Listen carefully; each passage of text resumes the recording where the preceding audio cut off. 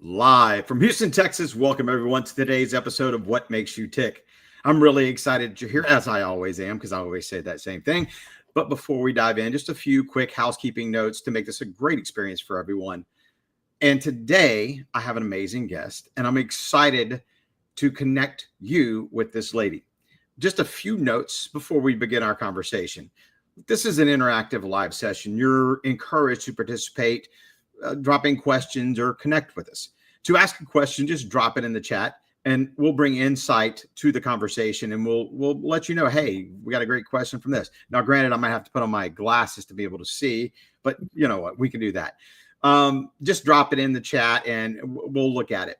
We'll also use LinkedIn's DMs and a comment section for the events posting on any behind the scenes coordination. So look, feel free just to message us if you have any issues at all.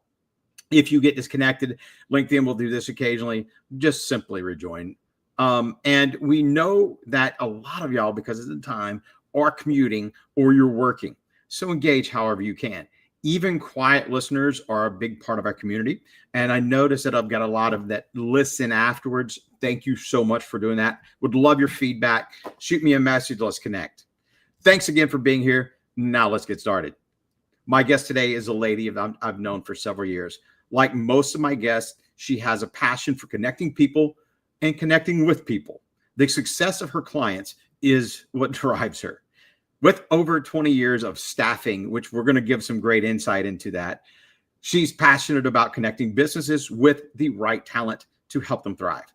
Her focus, building lasting partnerships and delivering tailored solutions in accounting, HR, sales, marketing, and procurement.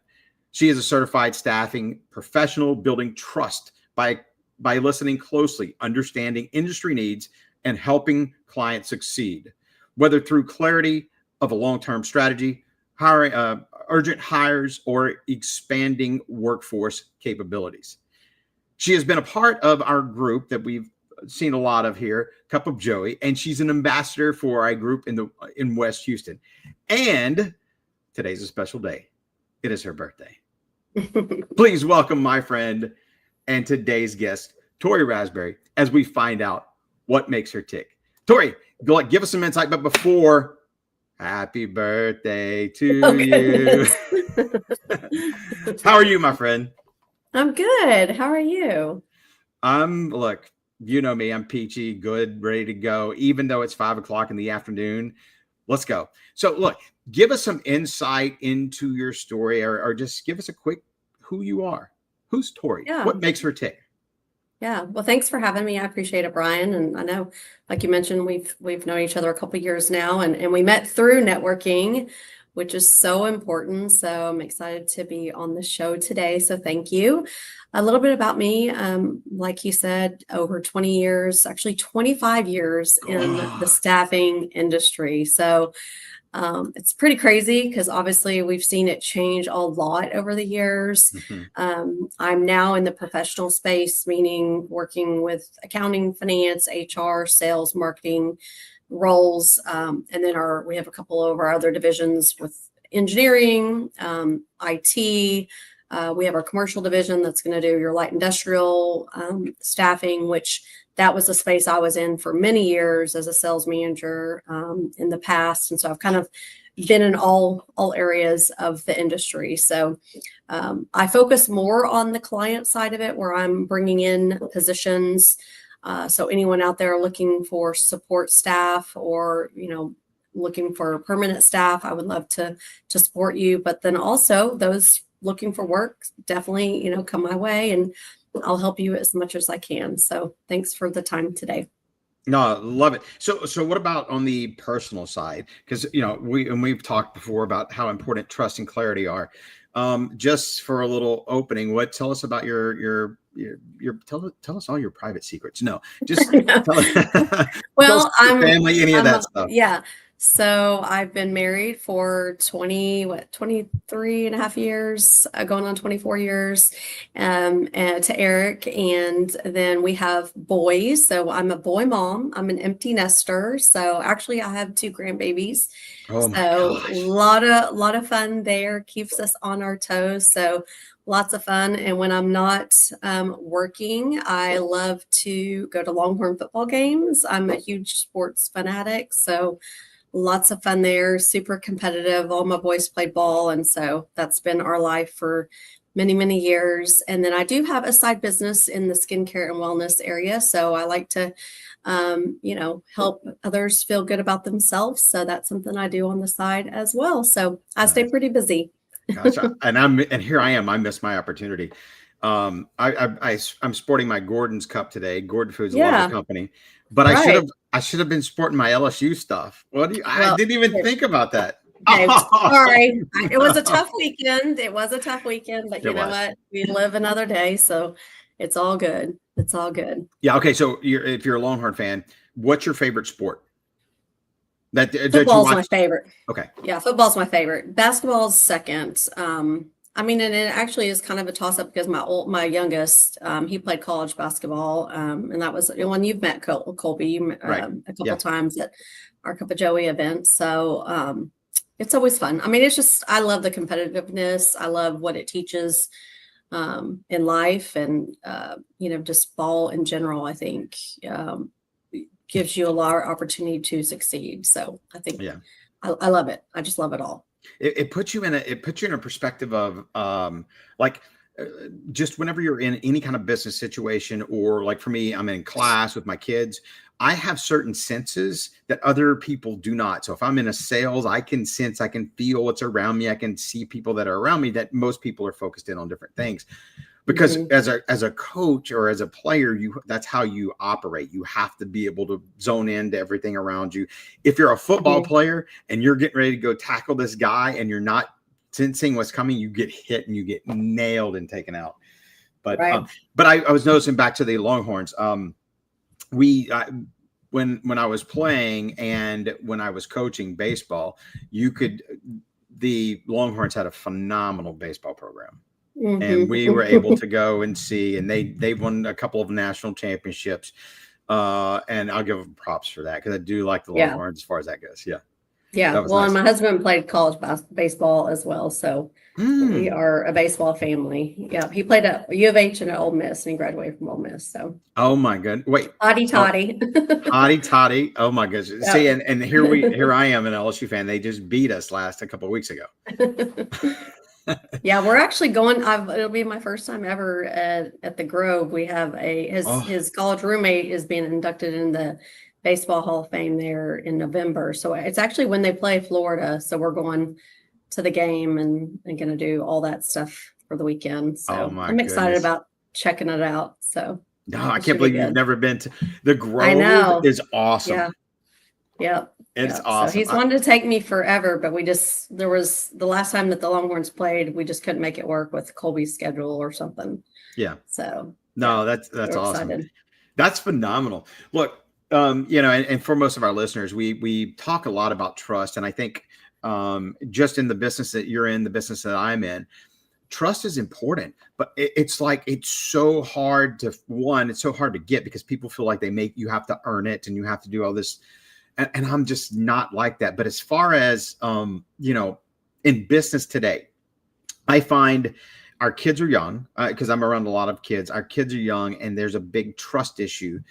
There's a boundary issue with a lot of them, and they struggle to be able to trust the adult or trust the people in the room as they move forward. And I'm starting to try to develop that with what I have in my own kids right now. And I'm wondering, do you see, like, is there anything that you have that's very elusive, or gaining trust in a business that's very elusive, or an opportunity that's very elusive, because you've got to gain the trust, but you just can't get there? Mhm. Do you see any of those? I mean, I feel like, trust obviously is earned, but I feel like if in a conversation, just the genuineness of someone always comes across, Yeah. and you can sense that. So I think, as long as the person that you're around is being genuine, that you're going to trust them. And I think you're going to sense it. And I mean, it's always your gut feeling, Hmm. in my opinion. I mean, I do honestly feel that is a key part of it. Um, But I feel like our kids nowadays, I mean, they're just growing up in such a different world now with social media, with their Yeah. phones all the time. I mean, it's tough. I mean, and we have older boys, one's early 30s, and then my youngest is 21. And I mean, there's a huge difference just between those two. It's crazy. It's crazy. Gosh. And the generation that's different between them. But it's funny because a lot of people do say, and you talk about earning trust, and trust is earned. You have to earn it. As I've grown, and look, I learned this when I was in sales. I also learned this from my own kids, from raising my own kids. For me, it was one of those things where I would go into a business, and my job was to get their business. I wanted to give them certain things or give them ideas and give them basically my trust and to see what I got back. Because I feel like when you do that, if I walk into a situation and I give you trust, whether it's business, whether it's personal, or whether it's just, I'm a mentor to somebody. If I give you my trust and you break it, I know who you are, or at least you show me who you are. If I give you trust and I'm able to sit there and watch and I just let it go and let it go, I'm good because I'm figuring out who you are, where we connect, and how we can build that relationship. If I make you earn it all the time, it's almost like it almost, and business is especially like this. I could lose a deal because I'm making you earn it, or if you feel like I'm pushing you in a certain way instead of actually giving you that trust, I may miss an opportunity. So it's kind of funny as I've started to look at a lot of my kids and a lot of the business deals we had. That's how I started looking at it. I mean, what do you think? Yeah, I mean, I think it's so true. And even if you don't get that trust in return, then you know what you're going to spend your time on. And so it's something that I'm going to continue to maybe try to see if it's going to work. But if it's not, then it might be time to walk away. So I feel like it's something that it's not a give and take. It's like, you give me this and I'll give you that. I mean, it's, you want to feel it, and you want to feel that genuineness, inside someone. So No, and in a business deal, especially with you hiring people, and I mean, the business you're in, you've got to trust both sides. yeah. Yeah. I mean, And you we're got to dealing with know. people. Yeah, I know. And you have to know both sides that you're dealing with and be able to trust them that things are going to work out. So like, that's got to be tough. Yeah. Oh, it is. It is. And I mean, because obviously I'm working on the client side, and then I have my recruiters, working with, people that we're presenting on opportunities, and, they're working with them, trying to get them as much information as they can. Yeah. And I'm trying to get as much information as I can from my client. I mean, and I've got situations right now. I mean, it's a tough line sometimes. I mean, and it's hard. It's hard. But you just kind of have to roll with it and do everything, do everything that you can within reason, obviously. Right. Yeah. No, and the funny thing is, the biggest thing that I find in a business deal, in a personal, more or less personal, is that when people start protecting themselves from getting hurt, then it's almost like they make you earn the trust, but they're only protecting themselves.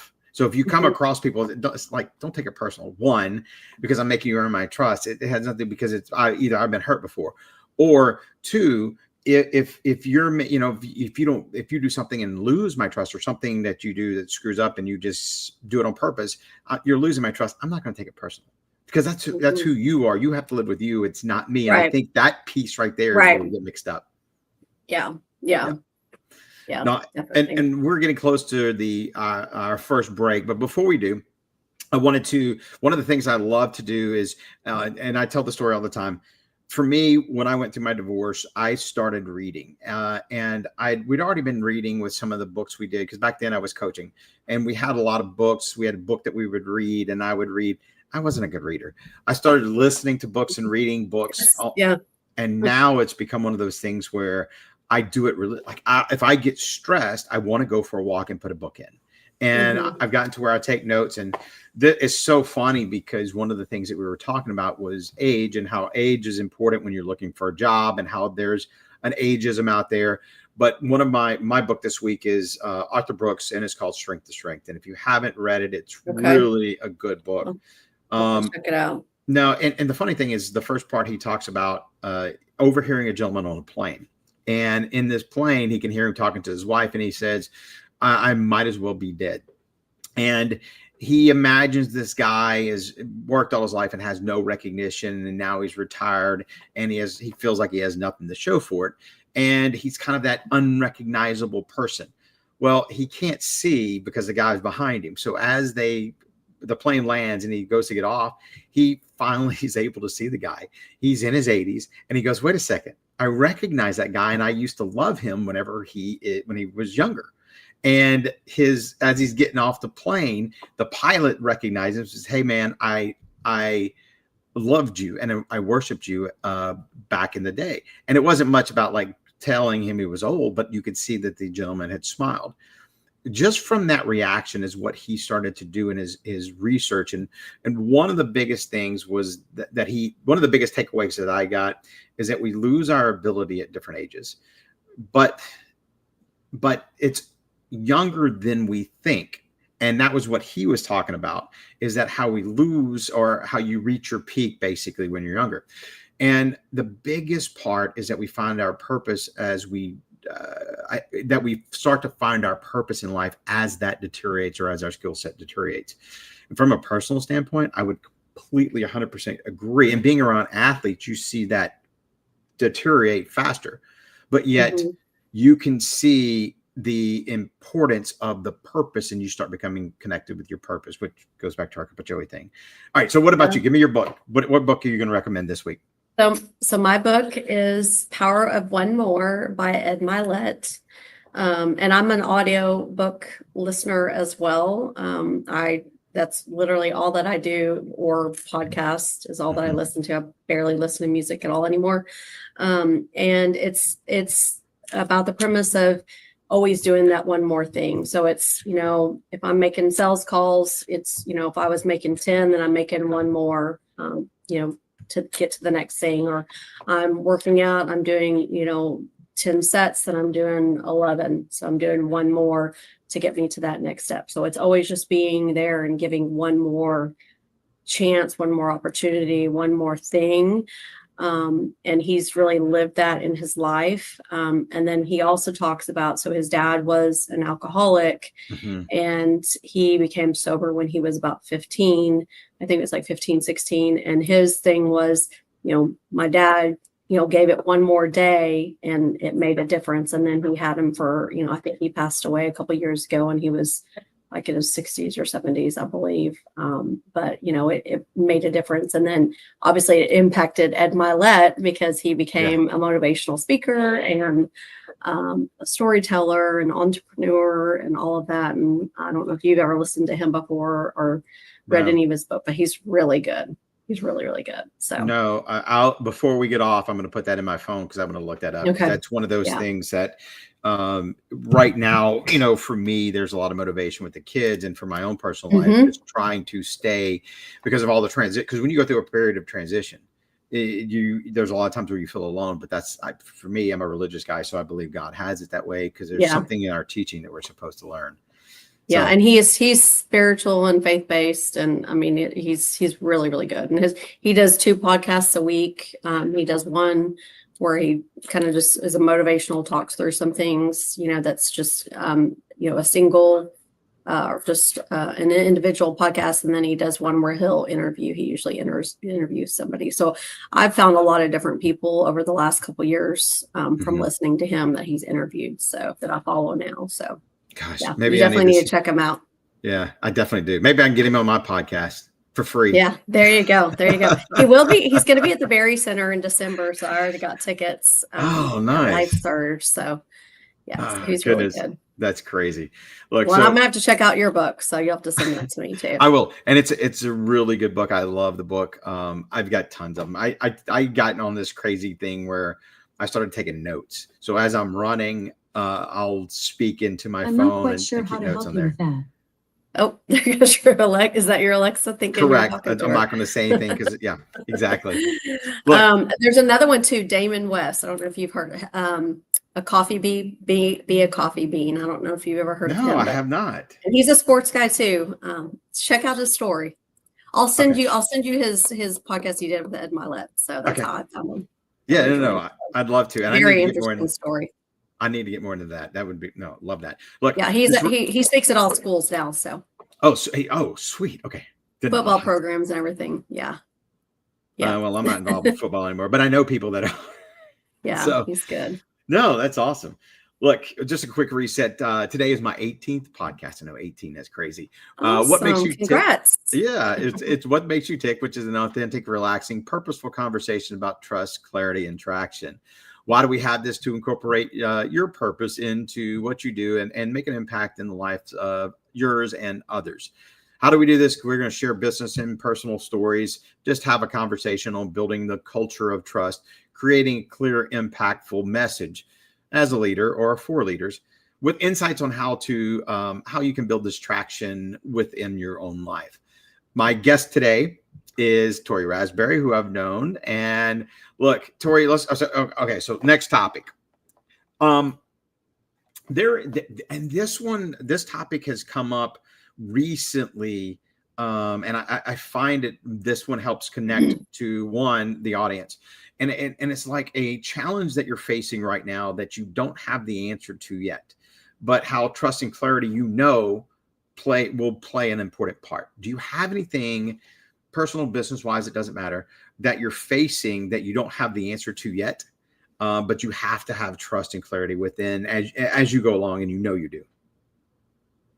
I mean, I do have a couple clients that I'm working on a couple different orders, roles with right now. And, it's not always easy. Mm-hmm. And just what I was saying earlier about, getting information for, people we've either submitted or, have the right skill set that we think for the roles, but then not getting really any feedback. So I have to trust that, I'm going to find out the right things, and then that will move the needle, and hopefully some people will be able to be moved forward in interviews. So. No. So how do you, okay. So interesting thought here. How do you know that your clarity is huge and trust Mm-hmm. helps to build that, but because you work both sides of the fence, you've got to be able to find the right and match them up. How do you know that you trust that the clarity you're getting exactly what you're doing for your client? How do you know? Do you have a process set, or do you have something over the 25 years that you've had? What insight would you give?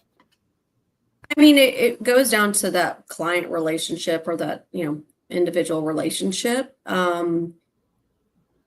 Because the companies I do work with, I do feel I have a genuine connection with, and that they're going to give me as much as I can get. Oh, Sandra just said something. I had to show it. Yes. Sorry, I got sidetracked because I'm not seeing. I don't know if there's any question or any comments or anything. I don't see any of that, I guess. But I mean, I think it goes down to, again, the trust my gut, basically, that I'm working with the right, individual and the right company. I mean, I have had to walk away from customers before because they didn't necessarily do the right thing the right ways. And,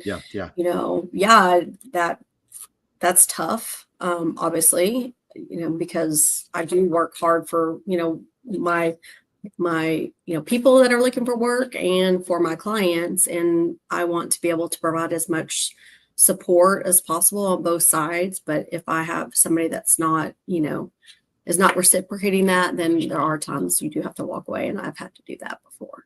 So. But you have to. You just said the key thing, like you have to trust your gut. I had a conversation with my buddy I work with today, and he and I both have sales experience, education experience, and we also have older kids that are about the same age, and we're about the same age. So it's really cool, some of the conversations that we have, and we were talking about trust today, and I was telling him there is some business decisions. There's two decisions that I look back and I wish I would have been able to have that conversation and trusted my gut. One was like, I love what Jim and I were trying to do with the Green Business Bureau. It just didn't work. but my gut, something was in my gut originally that told me that it didn't, but I still had to forge through it. And I still believed in it. And there was something there. Same thing with my marriage. I knew from early on that there was something that was going to happen or something. And I didn't trust my gut. And it ended up in a divorce. I'm no blame on anybody, but it was one of those things where just trusting your gut is so hard to do. Especially if you don't have those people around you that can help. And here, I'm going to tie it into clarity. If there's not those people that are around you that can help you find that clarity.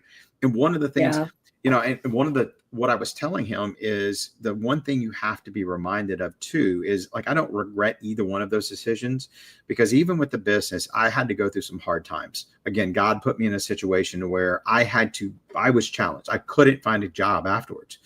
And maybe I was doing it wrong, but I couldn't find what I needed. I had to cash in some things to be able to help my family survive. And I had to do some things that challenged me. But at the same time, I love Gordon's, and I left Gordon's. I left a lot of stuff, a lot of good stuff to give this an attempt. And I sometimes wonder, this was our conversation today, if I would have stayed with them and I would have had this and that and that. But at the same time, like, you can't look at it that way, because I got time with my kids. I got coaching things that I wouldn't have done. I was on our local Dancing with the Stars. Yeah, I would have never done that. I would have never been part of Joey. We would never be having this conversation if I would have, you know what I mean? So it's like one of those things where, yes, there's a trust your gut piece there, and understanding, being like, if you can, like, for what you just said, if you can understand that, oh my gosh. And if you can make we'd all be millionaires. That's correct. Yeah. But even if we don't do it or we make a mistake, we have to learn, one, you still trust your gut in certain situations. You just have to listen differently. But two, we can't regret that, because that regret is what's going to hold you back from, one, trusting the next piece or moving you forward, when honestly, there's some good things that always come out of it. It doesn't matter. Yeah.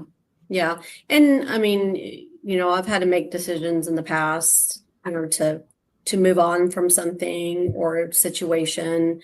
And at the time, it's super hard, and it might not be something that, definitely is not easy, but looking back on some of the decisions I've made, they were probably the best decisions I've ever decided to make a change on,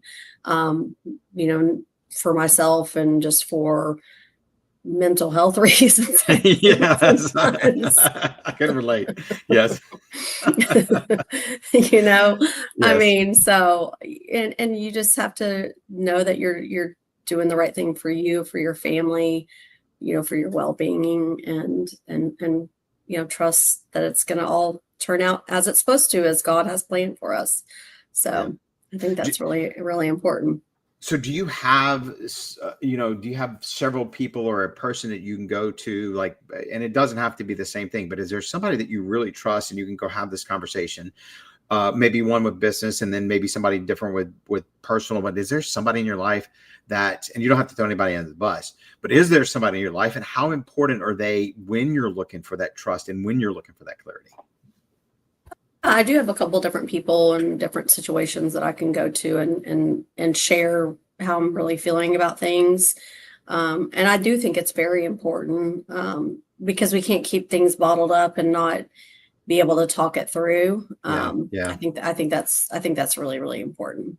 So luckily I do have that.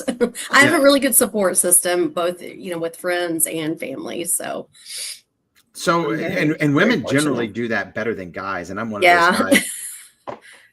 I don't mind having a conversation. Like, I probably spill more laundry here, but if I've got to make a decision, like, who do I go to trust? How would I don't even know where to start sometimes on that. But from your perspective, how would I find somebody like that? What would you say? What advice would you give? Oh gosh, I don't know. I know that was a deep one. Sorry, but it literally in a conversation. Especially for a man. I mean, because of community of women that I'm around, like, I do try to be around women that are empowering each other, that cheer each other on, no matter what they're doing. I luckily have a really good group of girlfriends and community that I'm a part of, that really support me with that kind of stuff. So I think that's really important. So, I mean, I think I mean, I feel like, with our group, our Cup of Joey people, I Yes. mean, I think it's just trying to be around people that are like-minded and that can kind of push you beyond you being comfortable.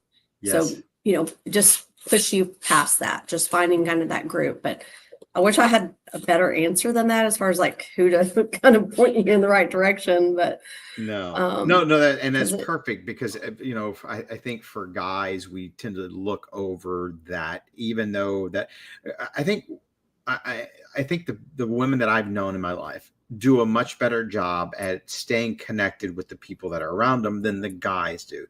yeah. I'm not, I'm gonna be the first one. I suck at it. And I didn't realize now that, because when you have kids, and you know this as well as I do, when you have kids and you're in sales, you've got two lives, and both lives are filled with Mhm. people that you have to stay connected to for Right. business and for your life. So if I go to Right. a game or if I go to my school event with my kids, growing up, there's people there. So you naturally connect and you build the relationship with them. Hmm. When they're gone or when I you're in know. a business like right now, I'm I'm teaching and it's not the same that I'm used to. So I've got a couple of Yeah. people that I really trust or that I really connect with. The other ones they're not, nothing against them, it's just not my like-minded set, if that makes sense. Right. Without Hmm. there's nothing wrong with them or nothing that I would say negative about them, it's just they're not always my people. Right. So Yeah. it's that transition period that you go through that makes it difficult to find people you trust or people that Well, you can think with. yeah. Well, and especially after, I mean, just like being an empty nester, and we've been an empty nester for a couple of years now. I mean, like that was completely different. I mean, and that's why I started my side business basically because I needed something additional to kind of, put my efforts into because we'd lived for kids for 1,000 years, Yes. through ball and through sports and all of that. And you kind of have to have your own identity. And so it's kind of figuring that out. And the last 3 years, 3 years or so have been definitely a lot different. Definitely a lot different. It's crazy, isn't it? I mean, it's Hmm. crazy. Like, Yeah. okay, I do have to ask this question just from a personal standpoint. For me, it went boom. Like Yeah. there was a line that was drawn. All of a sudden, it went from one day I had this to the next day I went, huh? Did you have the same experience? Yeah. It's definitely been weird. Well, and then we had it where like Colby went and played, basketball for a couple of years in college. And so we still kind of had that going. And then that all of a sudden stopped and Yeah. he chose not to do school anymore. And so, it's been different. It's just adjusting to new life. But you know what? There's so much ahead. And I'm excited about the future, what's ahead and what's going to happen next. So. Yeah, no lie. Oh, well, okay. So, while we're on that, is there an event that's happened where it kind of just opened your mind, and you saw things completely different, like maybe something that changed your perspective, Um, or a person, or even a person that you were talking and went, that's completely different. Yeah, yeah. I mean, yeah, there's a community of people that around me that I've been around the last couple of years that have changed and it's changed just my perspective on a lot of different things. I can't really go into detail with it, No, you're fine. but yeah, but yeah. Mm. No, it's funny because I've gotten on this analysis, and if you don't agree with me, that's fine. But I'd love your opinion. There were recently, and this has to do with sales too, even though I'm in education, because I think those two have very similar connections. You're just dealing with different people and a different end result. But I've got to sell kids every day on, Mhm. let me rephrase that. I've got to Be create at school and buy-in. learn. Yeah. They don't want to learn. So I got to create some kind of buy-in on Right, whatever they right. do. And if it's, Yeah. even if it's just about bringing the energy in the house or in the room, then that's what I'm gonna do. Same Hmm. thing in sales. There's no different. I just got to create buy-in in the relationship, because I'm selling the same goods as the other person, but Right. you've got to trust me, and you've got to be able to have that perspective, which brings me to the Yeah. word perspective. One of the things that we've been fascinated with lately is, let's say you're a client, and normally we sit on our side and we try to solve the problems, but it's funny because it's almost like that, the 360 picture. Have you ever sat down and had a conversation with somebody or had try to figure out a problem, and you look through it through their eyes? But not only that, you try to look through it from the person that might be sitting next to them and see what that perspective would look like. Have you ever thought of it that way? I don't think I have, but that sounds interesting. I need to try and do that. I know it was completely by accident. It was just like sitting here listening to somebody talk one day, and I go, okay, I don't agree with what they're saying, but I wonder if I could look through their eyes, and how can I ask questions to be able to look through their eye and look at it from their perspective. It doesn't mean that we're right or wrong. It just gives me, it's the same thing of going to a zoo and looking at a tiger in a center cage. I can look at it from one way, but walk around the other way. It's still a tiger, but I'm still looking at it differently. I'll see different things that I didn't see on the other side. Interesting. Yeah. I know. It was just something that, yeah.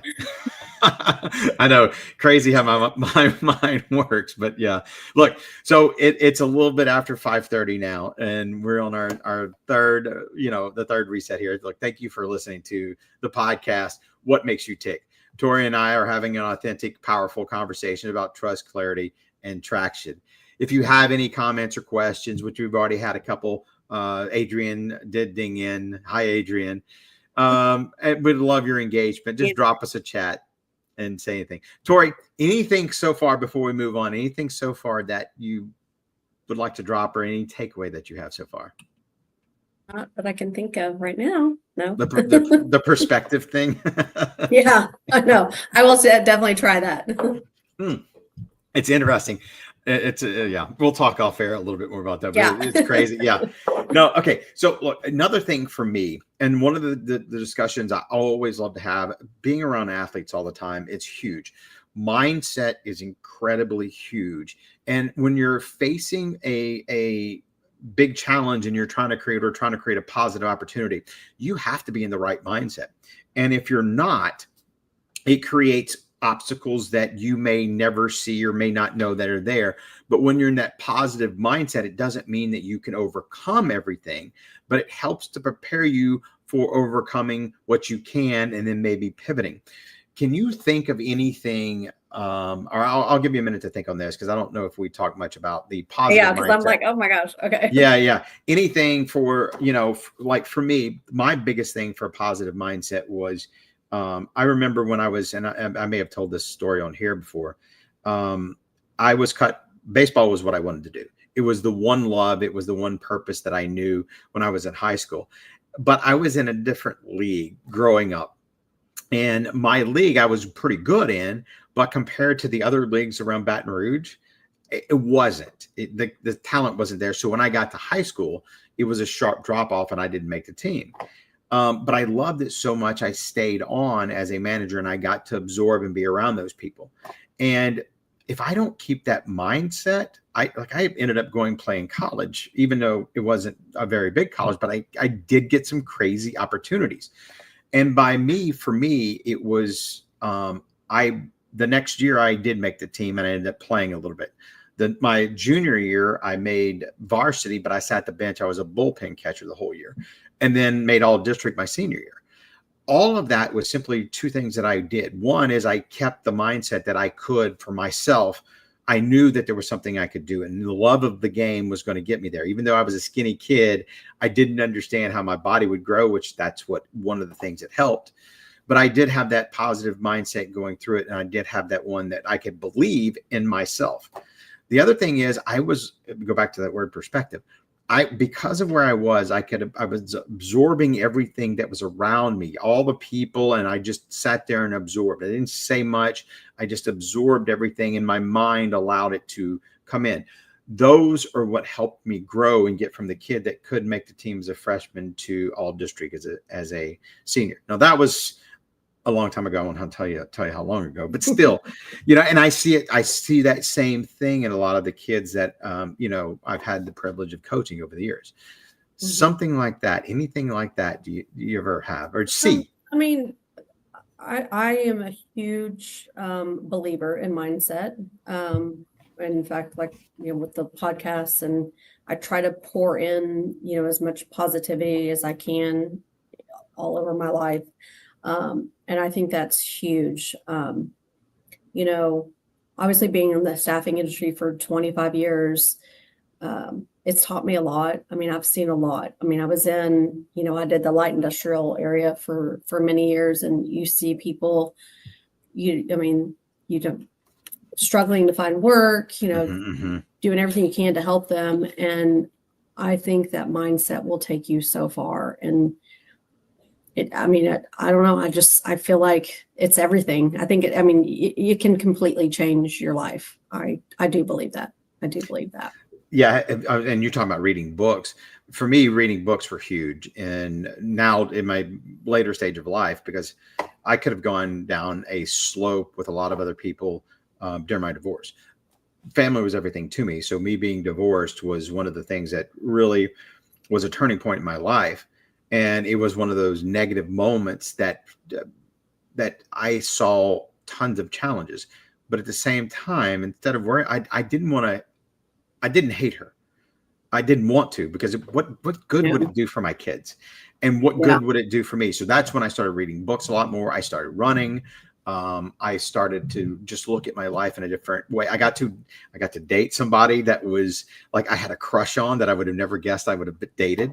And it was just one of those things that happened. And if my mindset is not in the positive place, then I could let all the negative things that were happening in my private life bring me down. I had to sell my house. Yeah. I had my dream house.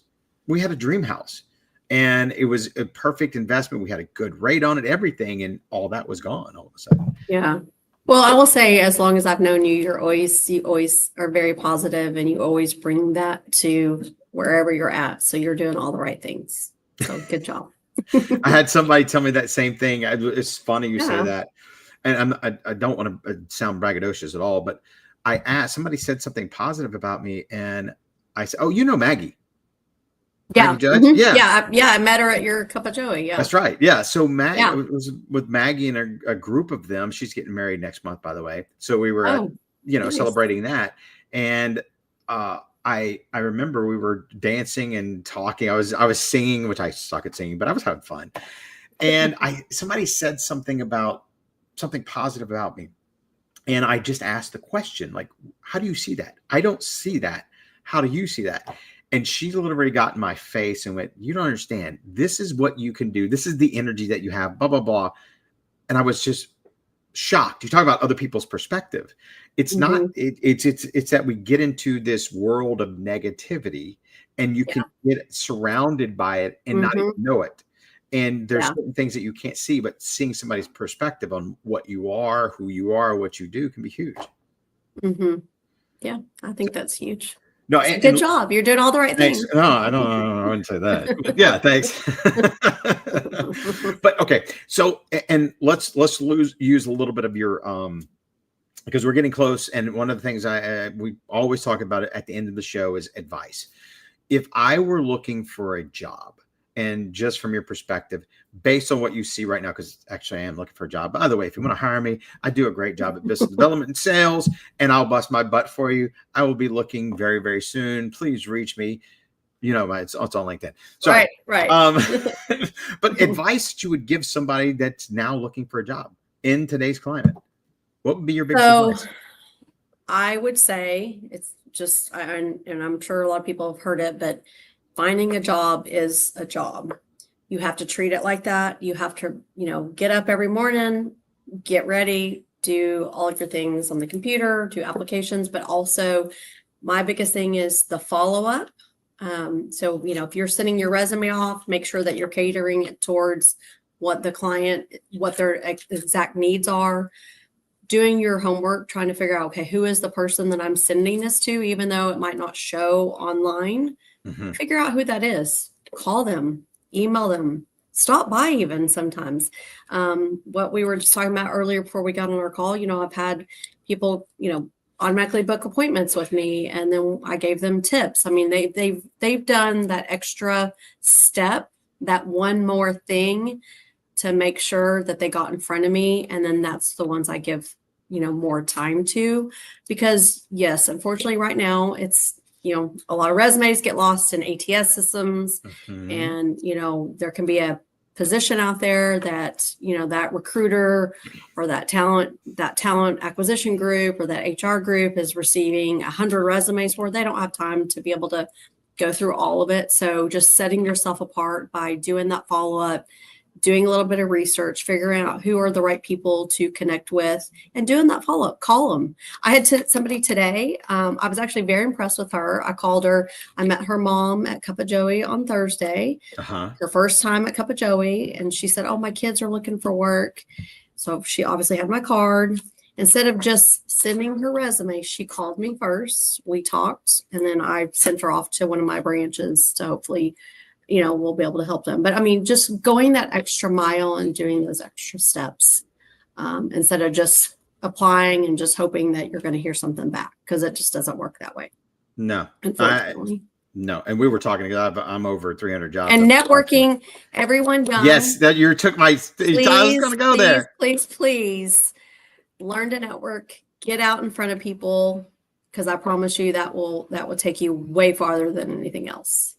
Yeah, the one thing you said earlier in our conversation, what we were talking, and this is where I probably could have done a better job, is for me, my personality, who I am, the trust, the clarity, all that's seen. But if you look at my resume, you don't see that. And being able to get just even a glimpse, give somebody a glimpse, because that's the connecting piece that you have.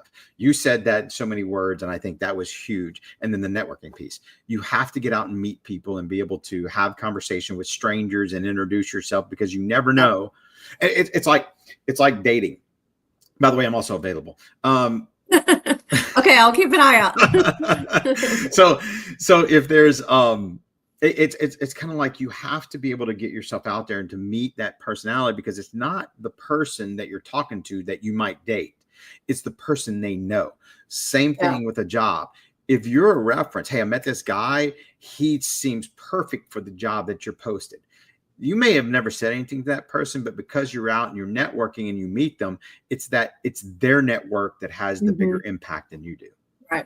Right, for sure. Yeah. Now, and the way I always end my show, the last thing that we've got to talk about, because I've been so big in the younger generation. And right now I was talking to somebody recently, and there were two things that happened. It was actually today. There were two things that were happening. We're talking about colleges and how colleges are now having to dumb down because the kids that are coming aren't prepared. It has nothing to do with the education system. Partially, let me rephrase that. Let me backtrack. It partially does, because it doesn't focus, but it also has to do with everything with the distractions that are out there, the thought process, and the way that they do things. That's a piece that's huge, and that's a clarity piece that I think our kids need. There was something else, and I just forgot, because I had another thought as far as giving them advice from, it was this. We were talking about trust, and I had two kids just today who both of them were kind of acting up in class. Both of them, their grades aren't where they need to be. They know each other. And one of them I know that I can trust, because just basically when I give it to him and he makes a mistake, he goes, "My bad," and he'll apologize. After he runs his mouth a little bit, he'll back up and he understands. But he is who you get. There's another kid that has a face when you look at him, but you turn your back and you know that he's doing this behind your back, that kind of stuff. And by giving these people the trust piece, they don't. I guess for me, my advice for a younger generation is just be real and let's see what happens, but also respect the others that are around you, because that respect and that connection that you have will take you to the next place, wherever that may you want to go. Yeah. What about you? You got one shot. What advice would you give? How important trust, clarity are in their lives? Well, I mean, just what I was saying with the networking, I mean, you've got to trust the process and understand that you're not just, given things. I mean, you have to earn them, and the trust is the same way. And so it's, being around others that are going to lift you up and that are going to show you the way. I know here the last couple of times, I feel like, especially in the summer at Cup of Joey, we had some of our group, they brought their kids, and I loved seeing that. I was like, this is so awesome, because they need to see what we're doing and they need to understand the process and trust what we do every day.